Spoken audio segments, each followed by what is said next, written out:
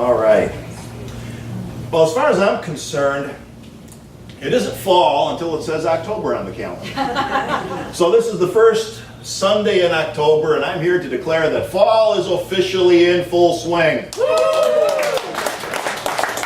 And that's the reaction I kind of expected, because from everything that I've been reading from various sources, fall seems to be everyone's favorite season.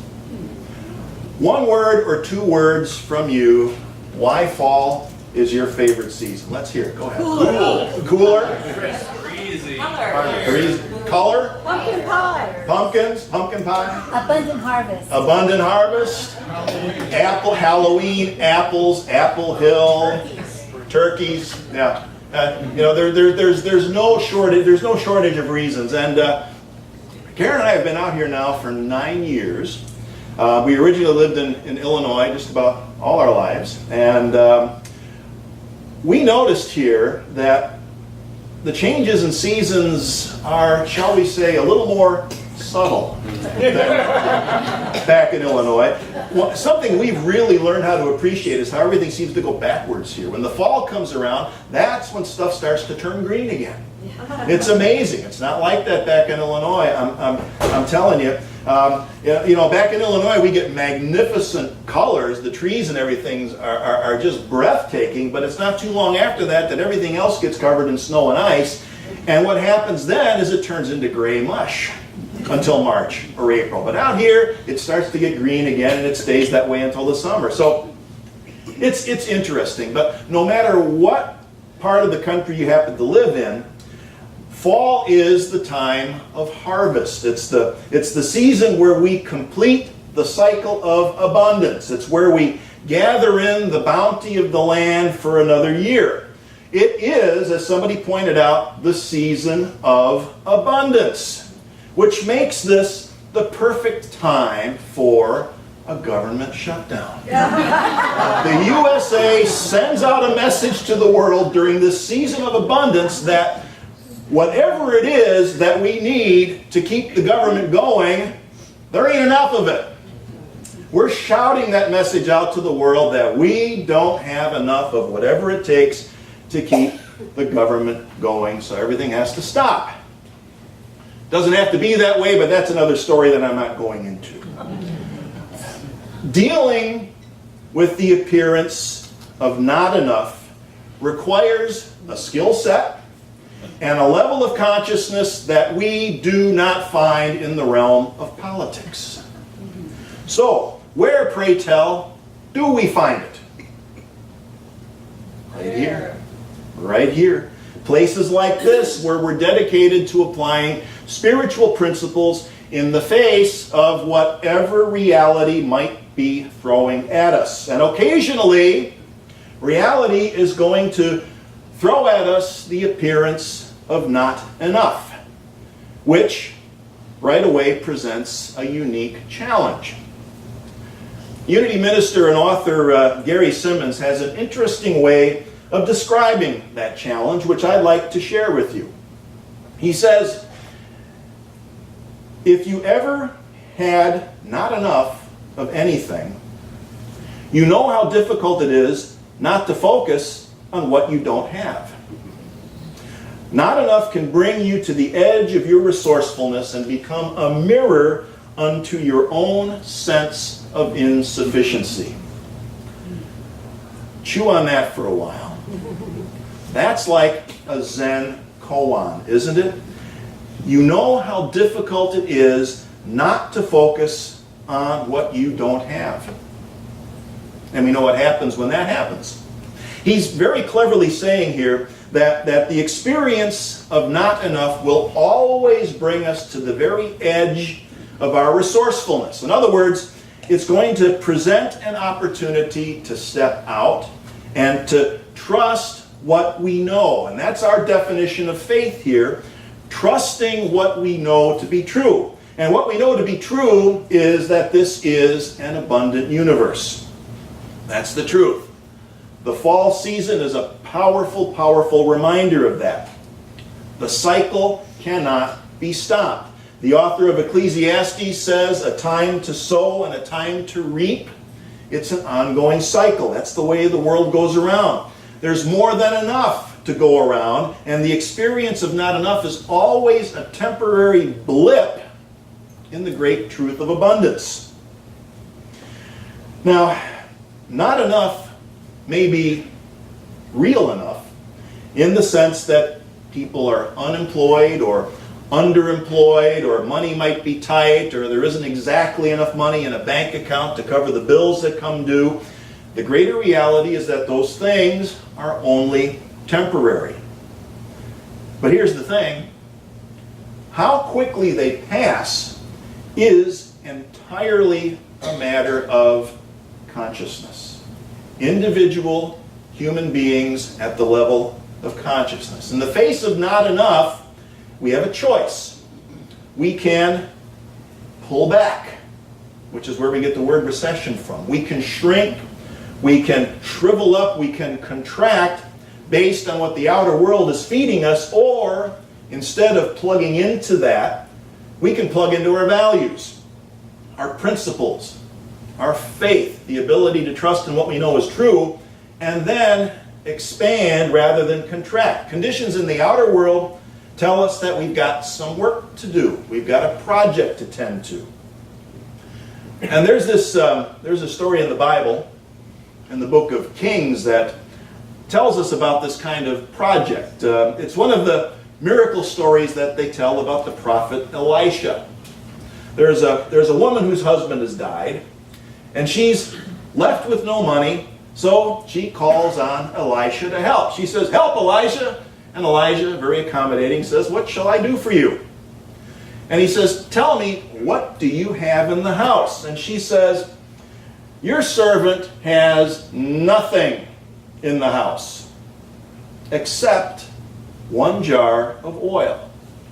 So he says, "Go out and borrow as many containers as you can from all of your neighbors, and then go into the house, close the door, and you and your children start pouring oil from that one measly jar of oil into these vessels, and just keep on pouring." So she goes in and she does what he says, and as long as her children are able to bring her empty vessels, the oil keeps pouring out of this jar, and they keep filling up the vessels until finally they run out of containers. And what happens at that point? The oil in the jar stops pouring. And Elisha says, "Good, now you've got all this oil. Take it, sell it, use the proceeds to pay your debts, and you and your children can live off the rest of it." Now you might think, if Elisha was such hot stuff, you might just maybe make money fall out of the sky or something, or give her the winning lottery ticket or something like that. But that's not the way it works in consciousness. Elisha asks her, "What do you have in the house?" And her answer reveals her state of consciousness. She says, "I've got nothing except a jar of oil. I ain't got nothing except this lousy jar of oil. Fat lot of good that is. It's probably rancid too, because I've been hanging on to it forever because it's the only thing I had and I was afraid to use it." The whole story, the way that goes. Only a jar of oil. In his book, Spiritual Economics, Eric Butterworth talks about this story, and he says that this widow who just lost her husband isn't suffering from loneliness, she's suffering from onlyness. I've had that same malady myself. Oh, I only have so much time, I only have so much energy, I only have this much money, whatever it happens to be. When we think and say things like this, that I have nothing except a jar of oil, I only have this, what we're doing there is we are practicing not enough. What we're saying to the universe is that whatever I have, it ain't enough. And it may as well be nothing. And when we send messages like that out to the universe, we all know what happens, right? That's what we get back. If we start with the assumption that whatever I have ain't enough, then guess what? It won't be. So this story is really saying that in the face of not enough, the worst thing that we can do is to shrink or minimize our vessel, make our container smaller. If our response to the appearance of not enough is to pull back, all we do is reinforce this thing that we call lack consciousness. At the same time, we want to make sure that we're not deluding ourselves. This is not about magical thinking. We have to live within our means. But what do we do when something unexpected comes along or something outside our control comes along? The widow's husband dies. A source of income dries up unexpectedly, or all the other things that reality can toss at us in the form of this ongoing and inevitable change and impermanence. That's the way it works. What happens when that happens? That's when it's time to get a bigger container and more containers. And that's what Elisha was teaching us here. The lesson is that before we can receive more, whether it's oil, money, joy, health, contentment, and on and on and on, we have to have enough containers or a large enough container. And the container is consciousness. Is our awareness big enough to embrace the truth that this is an abundant universe and that there is more than enough to go around? Do we embrace possibilities we can't see yet, or do we minimize and shrink our container in the face of not enough? So the widow was suffering from loneliness. Whatever she looked at, whatever she had, it wasn't enough. And she certainly didn't sound grateful for whatever it was that she had. That's another element to this aspect of consciousness, is to be able to look at what we have and say, I'm grateful for this. I'm happy to have this. I've got a jar of oil. How wonderful. I'm grateful for it. And of course, we can make excuses for the widow, just like we do for ourselves sometimes. We can say, oh, well, she just lost her husband. She was too upset to see things differently. She was in a state of shock and confusion. And all of that may be true, which is exactly why we have to practice these principles daily, so that when reality throws at us, whatever reality is going to throw at us, we'll be ready. It won't be as big of a shock. It won't shut us down. In Unity, we are not afraid to use the word prosperity. However, we use it in a very different way than we see out there in the rest of the world. Did you know that there are entire churches today that are built around the idea that God wants you to be rich? Meaning lots of money, churches that look like shopping malls, expensive cars. Prosperity, because God wants us to have more cash. Even have a name for it. They call it the prosperity gospel. Fine for them. And for them, material wealth is a sure sign that you're right with God. It's not how we define prosperity. A definition that I like comes to us again from Eric Butterworth, who says that prosperity is not just having a lot of money. It is having a consciousness of the flow of substance. The true prosperity consciousness is consistently open to the flow, attracts opportunities both to give and receive, wisely directs the use of substance, and remains free from its burden. An important guideline: if you are worried about the money you have or don't have, you are out of the flow. Now, he's not trying to lay a guilt trip on us there. Don't be worried about being worried. Remember that Greg Tamblyn song we had here a couple of weeks ago, how we can get into this cycle of beating ourselves up for being worried about being worried and so on and so forth. Don't worry about being worried, but just use it as a signal to go deeper and to take a look at what might be going on there.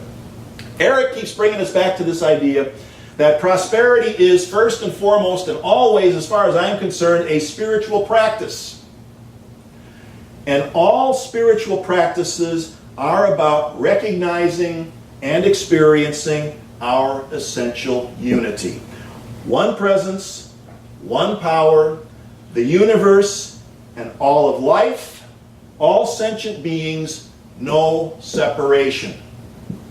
If it doesn't start there and end there, it's not a spiritual practice. When we reach that level of consciousness, it doesn't matter exactly how much money is in the bank, how big the house is, because our lives have become dedicated to the service of spirit, the service of principle, and we will have exactly what we need for whatever it is that we're being called upon to do, as long as we focus on our mission and our life's purpose, which is that spirit of service to principle, to spiritual practice, to truth. The first element in Eric's definition of a prosperity consciousness is that it's open to the flow by attracting opportunities to both give and receive. And I think the idea of being open to the flow is such a wonderful image for what we're talking about here, because we all know that in order for there to be a flow of anything, there has to be two things. There has to be an inlet or a source, and there has to be an outlet. You know what happens when you dam up a river? It backs up, it becomes stagnant, it can cause all sorts of problems. In order for there to be a flow, there has to be both an inlet and an outlet. You can't have one without the other. And it's more of that polarity that I was talking about last week. The universe works because of polarity. Negative, positive, hot, cold, light, dark, whatever you want to look at. Inlet, outlet. Got to have them both. We can't say that one is more important than the other, or that one causes the other to exist. Now, there are certain prosperity teachings that you might hear that will tell us that the reason we should give is in order to receive. The reason we create the outlet is because we want to somehow persuade the inlet to let more into our lives. As if there's, again, this cause and effect relationship between giving and receiving, the inlet and the outlet. What is it that we say in our unity metaphysical principles about the law of cause and effect? At the level of consciousness, there is no separation between cause and effect. They're not separated by time or events. So, when it comes to being in the flow of abundance, giving and receiving are not separated by time or anything else. The idea of an outlet, the idea of giving, is about releasing, unleashing, expanding, and sharing the good that is already in our lives. Period. Earlier we were talking about how a spiritual practice needs to start and end with recognizing our essential unity, one presence, one power, the universe, all of life, all sentient beings, no separation. That principle, that is the source of whatever good we experience in our lives. We give in order to get that state of consciousness out into the world. That's our mission here. We are advancing a positive message that teaches people of all ages, all faiths, all occupations, no faith at all, whatever, that teaches them how to thrive in a changing world. We stay on purpose, we stay consistent with our mission. So, we give in order to get that state of consciousness out into the world where maybe, just maybe, it might start to take root in our political process, our business practices, maybe the world of entertainment. Who knows? The possibilities are unlimited, and there are some who might call that magical thinking. I call it our mission and purpose. And there's no way that we're going to shrink this container and slow the flow of that possibility. We stay on purpose, we keep the flow going, we stay connected, and we trust in our spiritual principles. That's how it works. See you next week. We'll be starting our 7-week series. Everybody wear some blue, and let's have a good time.